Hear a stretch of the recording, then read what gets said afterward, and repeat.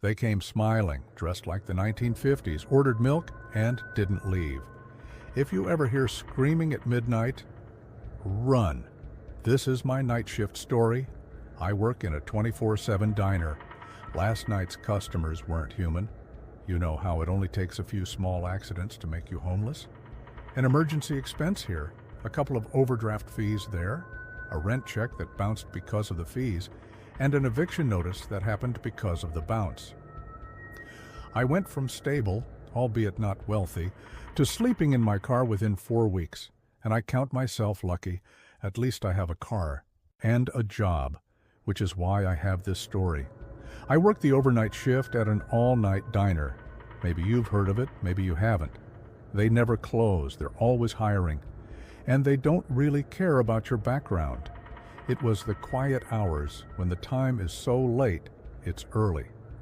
The diner was empty, so I was leaning against the counter, eating a bowl of chili with shredded cheese and chopped onion while I scrolled for other jobs on my phone. The cook was outside having a smoke, and the only other person in the diner with me was a young pregnant girl named Cherie, who was texting her grandmother nervously. "I'm going to have to leave early. My grandma is telling me I need to come get my child. I hate when she does this, but I can't afford a babysitter either." Cherie was cool, but like everyone else here, she was having a rough time. Her boyfriend was in the prison 60 miles down the road, and part of why she worked here was to fill his accounts and have enough money for regular visits. He was there for murder or something, but we don't really talk about our personal lives, so I wasn't sure. Brucius was the cook, and he took a smoke break at every available opportunity, which, when the restaurant was empty, meant a lot of opportunity. He'd wander back if a customer walked in, but there was no reason to bother him. "Hey, it's not a problem. I'll handle everything. Go pick up your kid." "Thank you. You're a lifesaver. I owe you." "Don't worry about it. I'll see you Wednesday." She ran out the door, and I didn't think anything of it. I heard her say goodbye to Brucius, and then her car engine grind as she drove away. I had another 4 hours left on my shift, and with any luck, it would stay this quiet. Of course, since I'm here talking to you, you know I wasn't so lucky. The door dinged, and a family of 4 walked in. Mom, Dad, boy, and girl. My eyes flicked to the parking lot. I didn't see a car, but I just told myself they could have parked behind the building. It's funny, but I don't remember what they looked like. However, I do remember what they wore because it was some real Leave It to Beaver Andy Griffith type shit. The dad had on a blue plaid button-up shirt with a white undershirt beneath and khaki trousers. His hair was perfectly slicked back, like one of those old Brylcreem ads. The mom wore a red gingham check dress with a wide skirt, crinoline, and cinched waist. Her hair, too, was impeccable, straight out of an old Betty Crocker commercial. The little girl had her hair in 2 pigtails anointed with yellow bows, and was wearing a pink shirt and blue shorts. The boy had a perfect cowlick and wore a blue shirt and red shorts. I felt unsettled.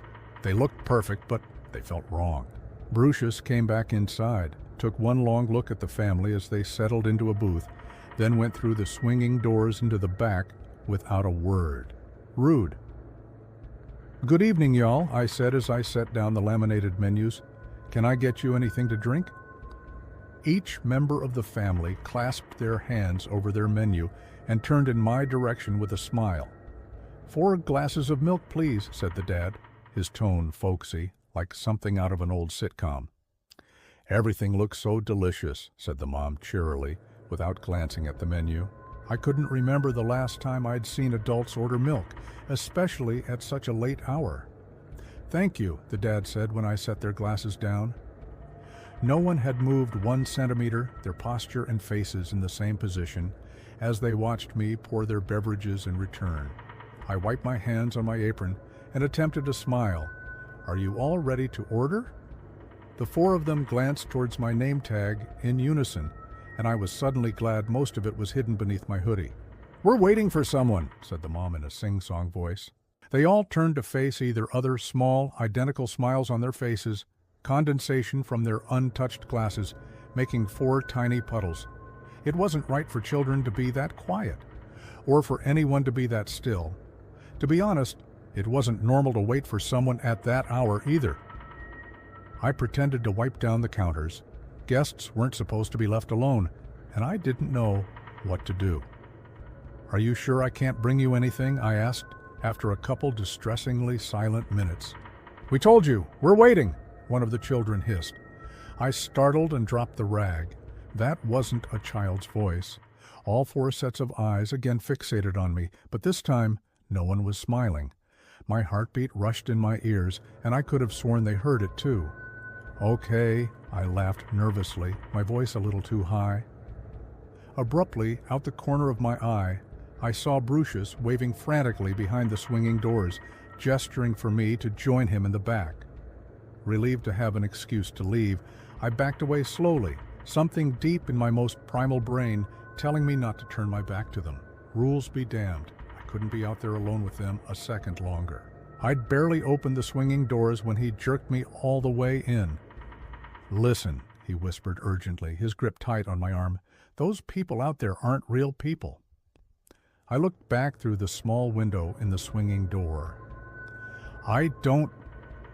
He interrupted me. "What I don't have is time to explain. You see that bag of salt?" He jerked his head towards a giant-sized bag of pure rock salt I'd somehow never seen since working here. "Pour a line at the front. Make sure it's far enough back that the swinging door won't break the line. It needs to go all the way from one wall to the other. Pour extra if you're not sure." I'm confused, and I'm scared shitless. Pour. He hefted his own large bag of salt and began making a wide circle, one large enough to fit us both. Looking behind him, I could see there was already a similar salt line at the back, stretching from wall to wall. I had no idea what was happening, but I'd never seen Brucius be anything other than laid back and chill my entire time here, and that was enough to get me to listen. As I poured, I took a peek through the round window in the swinging doors and spotted the family still sitting there. They still hadn't moved. "This is really fucking creepy," I muttered under my breath. Once my line of salt had been poured and double-checked, Brucius pointed to the inside of the circle and pressed a finger to his lips. Tiptoeing to the wall, he carefully opened the circuit box. Then, taking a deep breath, he switched off the breakers, plunging the entire restaurant into darkness and turning off the lights outside. In the next instant, he'd leapt to join me in the middle of the circle. One heartbeat later, I heard the most ungodly shrieking from the dining area. I clamped my hands over my ears, but it didn't help. It was like the sound waves were made of broken glass. My skin felt like it was being peeled off. My eardrums screamed. I started to fall over and stopped abruptly, only partway down. Brucius had twisted the collar of my shirt around his hand. I'd almost fallen outside the circle. Another shriek rolled over me, and I sobbed in confusion and pain. My muscles clenched into knots as I fought an instinctive urge to run. Brucius's grip tightened, keeping me grounded. Just then, the swinging doors blasted open and a roiling, inky mass slithered and slopped its way inside. You'd think it would be too dark to see anything, but there were so many mouths, so many teeth, so many eyes. The space filled with the scent of rot and tar. This was the family. I retched and clamped my hands over my mouth to keep the vomit down. The mass glided and spilled its way up to the very edge of the salt line and stretched horizontally along its entire length. I understood why there was a circle now. If there had been the slightest gap in the line or between the line and the wall, it'd have slithered its way across. My eyes burned the longer I looked. I felt something warm drop onto my hand. I thought it was tears. It was a nosebleed. As the screams ratcheted higher, Bruce shouted, "Close your eyes!" I clamped my hands over my ears, screwed my eyes shut, and sobbed. Eventually, I don't know how long, the screaming stopped. I must have passed out right after, because when I came to, it was dawn. Every muscle and bone in my body ached when I stood up. My face was crusted with dried tears, snot, and blood. Brucius was red-eyed and bedraggled. He was using the special broom, the one that said, "Do not use," in Sharpie on the handle to sweep all the salt into a large dustpan with the same directive. The salt had turned a smoky blue and smelled like sulfur and gasoline. Perhaps it was the daylight. Perhaps it was surviving the single most terrifying night of my life. But when I spoke, my voice was surprisingly calm, even though it sounded like I'd chewed and swallowed broken glass. "I'm going to wash my face. Then I'm going to make us coffee. And then you're going to tell me what the hell that was." He nodded, mumbled, "Yeah," and kept sweeping.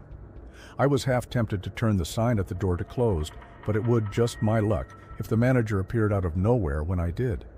Besides, the place was empty. Once he was done sweeping, he washed his hands and joined me. I poured him a mug of the best coffee I've ever tasted in my life.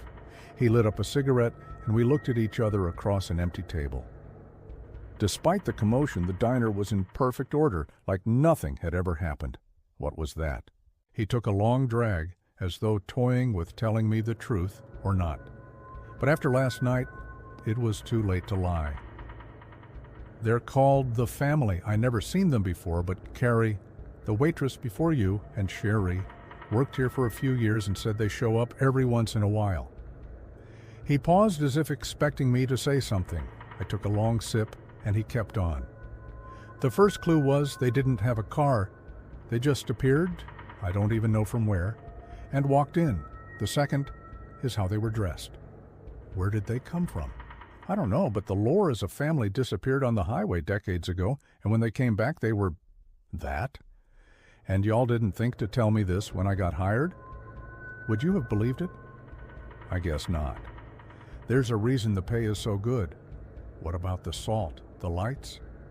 "Listen, I don't know all the rules, and she didn't either, but before this place was built, apparently there were a lot more disappearances. People would get off at this exit because they thought they saw a sign for food or gas, take a turn, and never be seen again. But now people just stop here, right off the highway and right back on. But that means when the family gets hungry, they come here." "Yeah. That's why you went straight to the back." "Yeah. I needed to get started." "And you turned off the light so no one stops while they're here?" "Yeah." "What about the salt?" He went quiet. "You saw why." At that moment, the door opened, and a couple with a toddler entered. A real family, oblivious. We stopped talking. I took their order, and Brucius heated up the grill. There was nothing else to do. This happened a few weeks ago, but I'm still working there. Corporate gave us an extra bonus check when the incident was reported, which got me in a cheap hotel with a decent bed and shower for a little while. I'm still applying for jobs, but no one else has called me back for an interview. I'm alive because of Brucius, but he was just hired as a corrections officer at the prison and is leaving soon.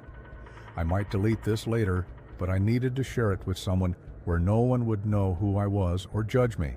What do you think I should do?